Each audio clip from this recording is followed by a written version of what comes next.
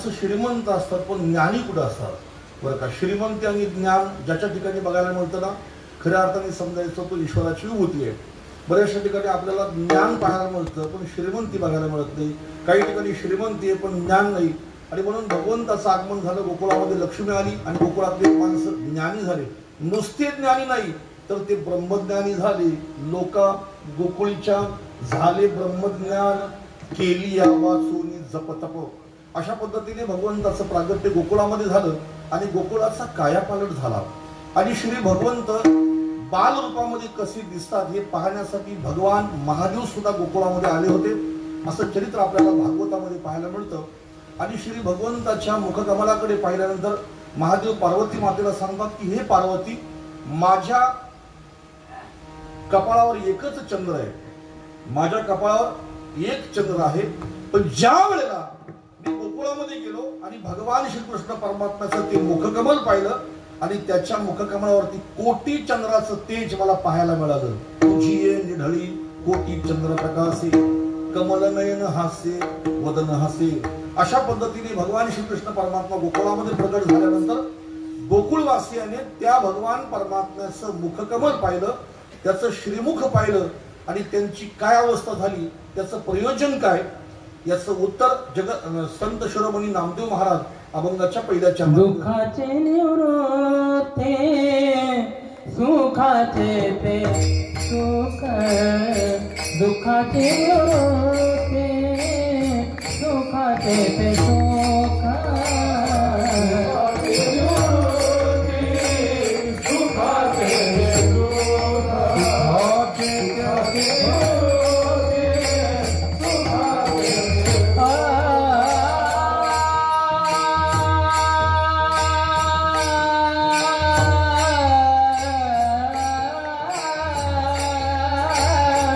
दुःखाचे निवृत्ते सुखाचे ते सुख, दुःखाचे निवृत्ते सुखाचे ते सुख, सुखाचे निवृत्ते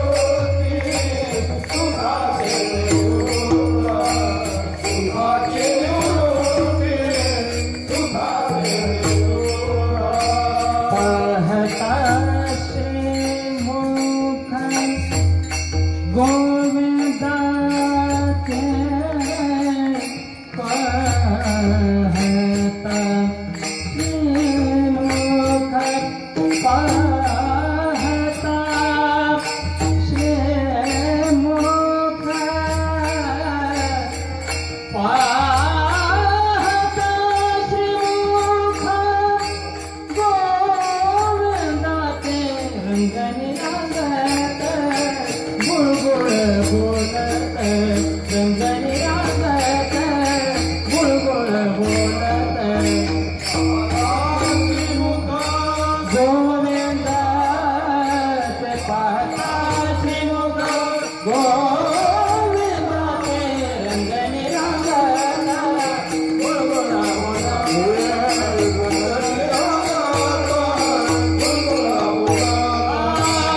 दुःखाचे निवृत्ते सुखाचे ते सुख, पाहता श्रीमुख गोविंदाचे, पाहता श्रीमुख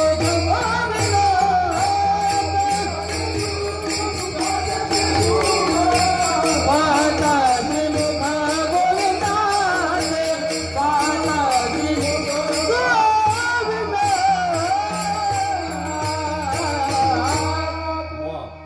पाहता श्रीमुख गोविंदाचे. श्रीनाम भगवंत, श्रीनाम ईश्वर आणि त्या भगवंताचं श्रीमुख पाहिल्यानंतर नामदेव महाराज म्हणतात दुःखाची निवृत्ती झाली आणि सुखाचं सुख प्राप्त झालं.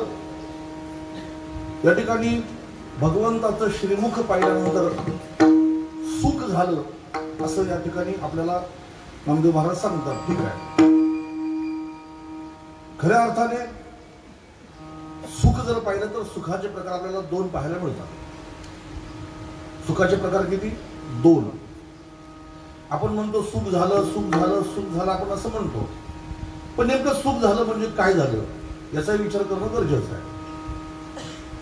सुखाचे प्रकार आपल्याला दोन पाहायला मिळतात. एक ते सुख आहे जे दुःखाला जन्म देतं, आणि दुसरं सुख आहे ते दुःख कायमचं घालवतं. असे सुखाचे प्रकार दोन पडतात. एक सुख आहे ते सुख दुःखाला जन्माला घालतं, आणि दुसरं सुख आहे ते दुःख कायमचं घालवतं. आता या दोघांपैकी खरं सुख कुठलं मला सांगा. आता तुम्ही सांगा. प्रश्न विचारणं माझी तेवढी योग्यता नाही, पण तरी सुद्धा मात्र विचारतो. आता तुम्हाला सुखाचे प्रकार किती? दोन. द्या ना उत्तर. एक जण कीर्तनामध्ये विचारतो टीव्हीच्या मालिका किती आहेत, लगेच सांगतात लोक पटापटा. 9 वाजता कुठली लागते लगेच सांगतात लोक. घड्याळाला काटा किती लगेच सांगतात. काट्यावर काटा चढल्यावर किती वाजतात लगेच सांगतात. बरं का? आमच्या नाटाचं नाव काय लगेच सांगतात पोरं. आता हे असे प्रश्न विचारल्यावर त्याचं उत्तर का देऊ नये सांगा ना. सुखाचे प्रकार किती? दोन. आता नंबर एक दुःखाला जन्म देतं ते सुख, आणि दुसरं दुःख कायमचं घालवतं ते सुख. मग आता ज्याच्यातून दुःख जन्माला येतं ते सुख खरं आहे का दुःख कायमचं घालवतं ते सुख खरं आहे? काही तर असे सुद्धा ते लाईव्ह चालू वाटतं त्याच्यावरती, म्हणून मी काही बोलत नाही बरं का. काही तर असं सुद्धा म्हणायला बसले तुला कशाला फुकट आणला काय तर तू सांग ना. आम्हाला आला असता तर आम्ही नसता का भेटा मानला, तुला कशाला उभा केला असता असं सुद्धा म्हणायला बसले. विठ्ठल विठ्ठल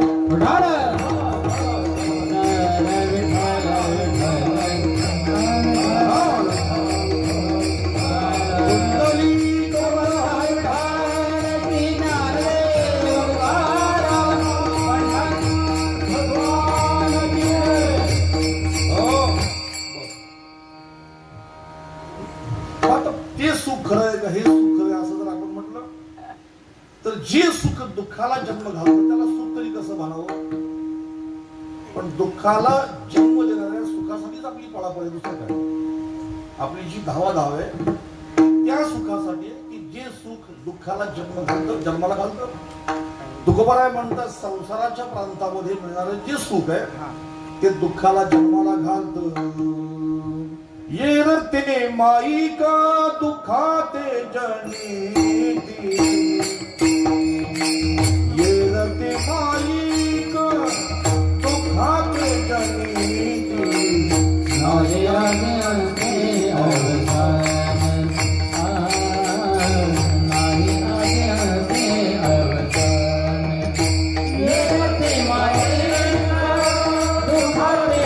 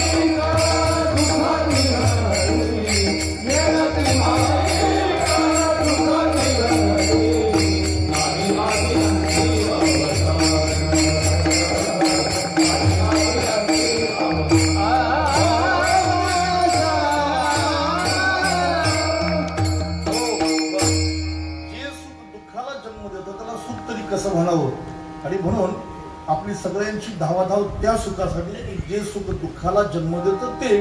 आणि म्हणून माऊली श्री ज्ञानोबा म्हणतात विषयाचं जे सुख आहे ना ते खरं म्हणजे दुःखच आहे. पण तरी सुद्धा मात्र मूर्ख माणसं त्याला सुख मानतात आणि ते सुख माणसं खरं सुख मानून त्याच्या मागे लोक पळतात. पण खरं सुख ते नसून खरं सुख ते की जे दुःखाला मुळातून संपवून टाकतं. आता कारण शिल्लक राहून दुःखाचं कारण शिल्लक राहून सुख मिळणं हे खरं सुख नाही. याला म्हणतात लय रूप निवृत्ती. पण कारणासह कार्याची निवृत्ती झाली पाहिजे. कारणासह कार्याची निवृत्ती. आता उदाहरणार्थ एखादं झाड आहे सप्ता करायचा आहे मोठा पण ते झाड आपल्याला अडचण करतं. एका माणसाने कुऱ्हाड आणली आणि कुऱ्हाड आणून ठरवलं, चला हे झाड आपण तोडून टाकू. झाड तोडलं, त्याची मुळं जमिनीमध्ये शिल्लक आहे. आता पाऊस पडला आणि पावसाळ्यामध्ये पुन्हा त्याला फांद्या फुटल्या. झाड कुऱ्हाडीने कापून टाकणं लय निवृत्ती आहे. पण काही माणसांनी सांगितलं हे दरवर्षी त्रास देणारे, टिकाव घेऊन या, फावडा घेऊन या, पार घेऊन या, मुळातून काढून फेकून द्या झाड. याला म्हणतात आत्यंतिक निवृत्ती. तसंच आहे, दुःखाचं कारण शिल्लक राहून मिळालेलं सुख, त्याला काय अर्थ आहे? जे सुख दुःखाला मुळातून संपवतं ते खरं सुख आहे. आणि म्हणून श्री भगवंताला पाहिला आणि भगवंताला पाहिल्यानंतर आता त्याचं श्रीमुख पाहिलं म्हणजे स्वरूप पाहिलं, स्वरूपाचं ज्ञान झालं आणि दुःखाची निवृत्ती झाली. दुःखाची निवृत्ती सुखाचे ते सुख पाहता श्रीमुख गोविंदाचे. त्या भगवंताचं श्रीमुख पाहिलं आणि दुःख सगळं संपून टाकलं, संपून गेलं. तुकाराम महाराज म्हणतात, तुका म्हणे माझे हेची सर्व सुख पाहिन श्रीमुख आवडीने. आणि तो परमात्मा रांगत होता, बोलताना तो गुलगुल बोलत होता, पण मात्र भक्ताला पुरेपूर सुख देत होता. म्हणून रंगणी रांगत गुलगुल बोलत, ज्याच्या चरणातळी आसुर रुळतात असा भगवंत आपल्या भक्ताला पुरेपूर सुख देत होता. आणि शेवटी नामदेव महाराज म्हणतात, ज्याच्या हातामध्ये लोण्याचा उंडा आहे, ज्याने आपल्या श्रीमुखाकडे गवळणींना भुलविल्या, तोच परमात्मा गोकुळामध्ये लोकांना पूर्ण सुख देत होता. नामा म्हणे हाती लोण्याचा उंडा, गवळणी त्या तोंडा भुलविल्या विठोबा.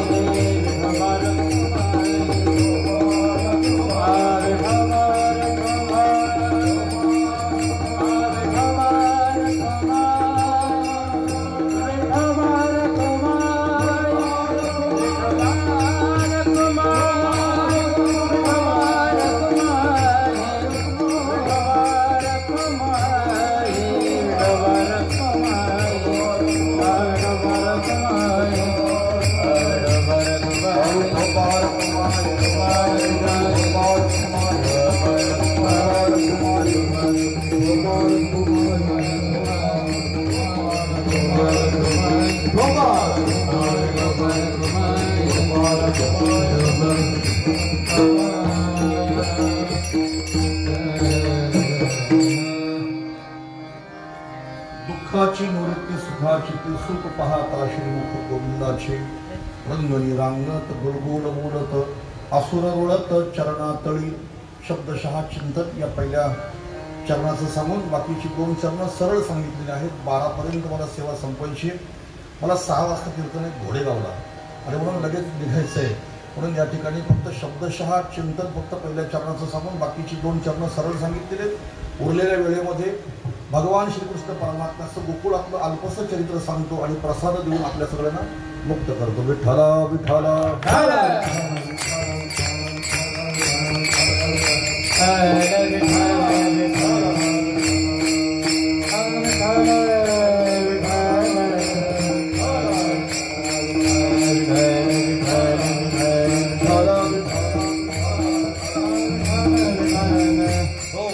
भगवंताने 2 अवस्थेमध्ये चरित्र केलं. मग त्या 2 अवस्था कुठल्या? रांगता गोधने राखिताही हे दशे चरित्र केले नारायणे. रांगता गोधने राखिता हे रांगता गोधने राखिता हे माझी वाणी तुझे वर्णी गुण नाम. भगवंताने 2 अवस्थेमध्ये चरित्र केलं. एक रांगताना आणि दुसरं गायी सारताना. विठ्ठला विठ्ठला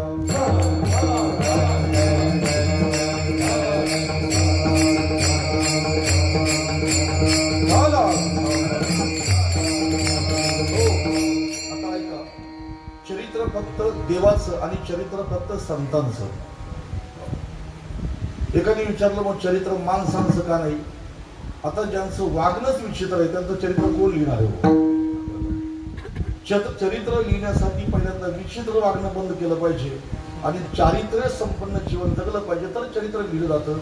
नाही तर बऱ्याच लोकांना वाटतं आपलं कुणीतरी चरित्र लिहावं आणि आपलं चरित्र लोकांनी लिहावं. पण ज्यांनी लिहावं ना तो सुद्धा तेवढा अधिकारी असला पाहिजे. श्री भगवंताचं चरित्र आणि साधूचं चरित्र. भगवंताचं चरित्र हे 2 अवस्थेमध्ये रांगता गोधने राखिता असं भगवंताचं 2 अवस्थेतलं चरित्र आहे. आपल्या सर्वांनी पाहिलं की श्री भगवंत जन्माला आले मथुरेमध्ये. कार्य करण्यासाठी भगवंत प्रगट झाले गोकुळामध्ये आणि गोकुळामध्ये जो आनंद व्यक्त झाला त्या आनंदाचं वर्णन आपण अनेक कीर्तनामधून ऐकलेले. गोकुळीच्या सुखा अंतपार देखा बाळकृष्ण नंदा घरी आनंद गोकुल में आनंद भयो जय कन्हैया लाल की. गोकुल में आनंद भयो जय कन्हैया लाल की. हे नंद घरानंद भयो जय कन्हैया लाल की. नंद घरानंद भयो जय कन्हैया लाल की. जय कन्हैया लाल की जय हो पशुपाल की. जय कन्हैया लाल की जय हो पशुपाल की. नौवा चराने वाले जय हो पशुपाल की. नौवा चराने वाले ताली ताली ताली गोकुल में आनंद भयो जय कन्हैया लाल की. गोकुल में आनंद भयो जय कन्हैया लाल की. नंद घरानंद भयो जय कन्हैया लाल की. नंद घरानंद भयो जय कन्हैया लाल की. आणि अशा पद्धतीने गोकुळामध्ये आनंद उत्सव साजरा होऊ लागला. साजरा होत असताना नामदेव महाराज म्हणतात तो रात्रंदिवस आनंद उत्सव चालू आहे. कळलेची नाही झाले दिस बाहेरील वास विसरली. असं आहे. भजन करता करता आपल्याला कळलं सुद्धा नाही पाहिजे की मी माळ जपायला कधी बसलो ते. आपण सांगतो लोकांना मी 2 तास माळ जपतो. काही बोलताना 2.5 तास पूजा केल्याशिवाय मला समाधानच वाटत नाही. तू सांगू नको ना, तुझ्या वागण्यातून कळलं पाहिजे लोकांना तू 2.5 तास माळ जपतो म्हणून. असं आहे. सांगायची गरजच नाही पडली पाहिजे. कळलेची नाही झाले किती दिस बाहेर वास विसरली. विसरू कामाचा तुका म्हणे झाला उद्वेग राहिला यावे जावे. आणि मग गोकुळामध्ये आनंद उत्सव साजरा होत असताना तेवढ्यामध्ये गोकुळामध्ये विघ्न आलं. बघा तुम्ही जिथे जिथे परमार्थ घडतो ना कधी कधी त्या परमार्थामध्ये विघ्न पण येतं बरं का. आणि सगळ्यात महत्वाचं विघ्न करणारा दुसरा तिसरा कोण नसून वासना असते. गोदावरीच्या तटावर मर्यादा पुरुषोत्तम प्रभू श्री रामचंद्र लक्ष्मणजी यांची चर्चा चालू आहे. तिथं परमार्थ श्रवण करतात लक्ष्मणजी आणि त्यांच्या परमार्थामध्ये बाधा करण्यासाठी आली ती शूर्पणखा. शूर्पणखा तिथं आली आणि त्यांच्या परमार्थामध्ये तिने बाधा केली. शूर्पणखा म्हणजे सुद्धा वासनाच आहे. आणि आता गोकुळामध्ये आलेली ही सुद्धा पुतना म्हणजे वासनाच आहे. परमपूज्य परम श्रद्धे डोंगरेजी महाराज सांगायचे पुतना म्हणजे वासना, पुतना जी पवित्र नाही ती पुतना. कारण ज्ञान हे पवित्र आहे बरं का. नाही ज्ञानेन सदृशम पवित्र विद्यते. ज्ञान हे पवित्र आहे, वासना अपवित्र आहे असं म्हणतात. ती येताना 14 ठिकाणी मुक्काम करीत आली होती. गोकुळामध्ये पोहोचताना ती 14 ठिकाणी थांबली होती बरं का. मग पंच ज्ञानेंद्रिय, पंच कर्मेंद्रिय, मन, बुद्धी, चित्त, अहंकार इथे जी मुक्काम करते आणि बोधावरती घालून पाहते ती पुतना मावशी. पुतना, पुत म्हणजे पुत्र, ना म्हणजे नाही, जिला स्वतःलाही पुत्र नाही आणि दुसऱ्यांचे पुत्र मारण्यासाठी प्रयत्न करीत होती ती पुतना. आणि त्या पुतनेने गोकुळातली अनेक बाळं मारली, लहान लहान बाळं अनेक मारली. देवाच्या डोक्यात बसली ती. कारण लहान बाळं मारणारी माणसं देवाला पटत नाही. पोटातल्या पोटामध्ये मुलगी असली का जिवंत ठेवायची नाही, ती पुतना मावशी समजायची आपण. मुलगा असला का जिवंत ठेवायचा, मुलगी असली की खलास. तुम्हाला सांगतो, शास्त्र सांगतं एक गर्भाची हत्या केली तर 100 ब्राह्मण मारल्याचं पाप लागतं. आणि एक ब्राह्मण मारणं म्हणजे पंचमहापातकांपैकी ते एक पाप आहे. 100 ब्राह्मण मारणं म्हणजे काही साधी गोष्ट आहे. आणि म्हणून कंसाकडून जी लहान बाळं मारून घेतली नारदाने, त्याचं कारणच आहे ना, पुण्य सारा वया भेटे देव ऋषी. पुण्य सारा वया भेटे देव ऋषी. पुण्य सारा वया भेटे देव ऋषी. पुण्य सारा वधिमान दास ठेवू नको, दास ठेवू नको, वधिमान दास ठेवू नको. मुलगा असला की जिवंत ठेवायचा, मुलगी असली की संपवायची. कमाल आहे लोकांची. मुलीला सुद्धा माणसं पोटातल्या पोटामध्ये मारतात. आणि विशेष म्हणजे ती आई सुद्धा एक मुलगीच आहे नाव. मग तिला कळलं पाहिजे की मी माझ्या पोटामध्ये एका कन्येचा घात करतोय, म्हणजे मी महापाप करतो. रात्री आता आमचं जिथं कथा संपली त्या कथेमध्ये एक पुरस्कार दिला त्या संपूर्ण गावाने मिळून, त्या संस्थेने मिळून. मला वाटते त्या पुरस्कार विजेतीचं नाव होतं अश्लेषा म्हात्रे का अश्लेषा पाटील, अभिलाषा. काय नाव? अभिलाषा पाटील. ती अभिलाषा म्हात्रे म्हणजे या भारतातल्या बरं का कबड्डीची ती कर्णधार आहे. म्हणजे या भारतातला जो कबड्डीचा संघ आहे त्याची ती कर्णधार आहे. म्हणजे आगरी समाजातली एक मुलगी भारतातल्या कबड्डीची कर्णधार होऊ शकते, हे किती मोठी भूषणाची गोष्ट आहे सगळ्यांना तुम्ही कसं आहे. आणि महाराज मी तिथं मुद्दामून 2-4 मिनिटं तिथं बोललो काही एकेकाळी ज्या समाजाकडे पाहताना लोक उपेक्षित नजरेने पाहायची, त्या समाजाकडे पाहताना लोक बोलायची का हा क्रूर समाज आहे, तो समाज खूप खतरनाक आहे. पण आज त्या समाजाने एवढी क्रांती केली की त्यांच्या मुली, त्यांची मुलं आज भारताच्या संघाचे नेतृत्व करतात. साधी गोष्ट आहे. आणि दुसरं बोलता बोलता मी त्या ठिकाणी असं बोललो की आता साधारणतः मी 1991 पासून कीर्तन करतो तर आतापर्यंत कीर्तन, त्याच्यामुळे महाराष्ट्रातले कोपरे भारतातल्या अनेक प्रांतामध्ये अनेक जातीशी जमातीशी आमचा संबंध आहात. पण तुम्हाला सांगतो, आलेला अनुभव सांगतो. आज जर बघितलं तर जसा बैलांचा बाजार लागतो, गायीचा बाजार लागतो, म्हशींचा बाजार लागतो, असा काही समाजामध्ये लग्न जमवताना बाजार लागतो. मुलीचा हुंडा द्यायचा किती? तुम्ही एवढा हुंडा द्याल तर तुमची आम्ही मुलगी करणार याची बैठक घेतली जाते. हे बघितल्यानंतर अतिशय दुःख होतं. पण मी स्वाभिमानाने छाती ठोकून सांगतो कुठल्याही कीर्तनामध्ये की या महाराष्ट्रामध्ये कोकण प्रांतामध्ये मोजका समाज आहे, अल्पसा समाज आहे, माणसं कमी आहेत. पण त्यांचं वैशिष्ट्य काय असेल तर आतापर्यंत लग्न जमवताना आगरी कोळी समाजाने कधी बैठकच नाही घेतली हुंड्याची. हे सगळ्यात मोठं वैशिष्ट्य आहे. मी कारण सांगितलं माझ्या कीर्तनामध्ये, एक मुलगी नेतृत्व करते भारताच्या कबड्डी संघाचं, आनंदाची गोष्ट आहे. आणि मुलगी विठ्ठला विठ्ठला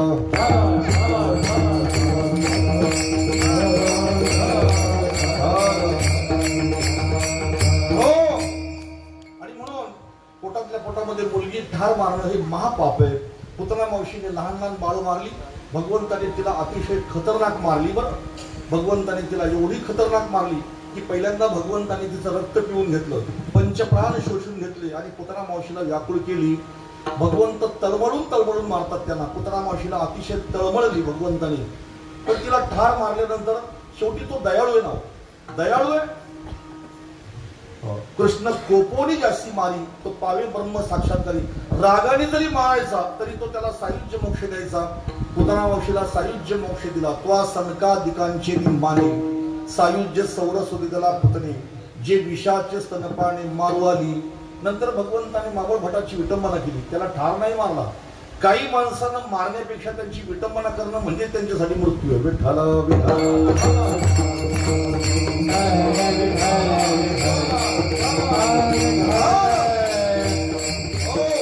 आणि म्हणून काही माणसांची विटंबना करणं हेच त्यांना मरणप्राय दुःख असतं. म्हणून मावळ भटाची विटंबना केली. नंतर काग, बग, रिठा, शक्टासूर, तृणावत असे अनेक दैत्य मारले. आता तो रांगू लागला. आता रांगतो कसा? रांगत रंगणी चोरित लोणी, रांगत रंगणी चोरित लोणी, धावून धरती पवळणी, धावून धरती पवळणी, मांधिक चरणी देवी गाणी, मांधिक चरणी देवी गाणी, यशोदे साधनी, यशोदे साधनी, यशोदे साधनी, दही दूध भक्षण कमाल केले, नवल केले सागरी कृष्ण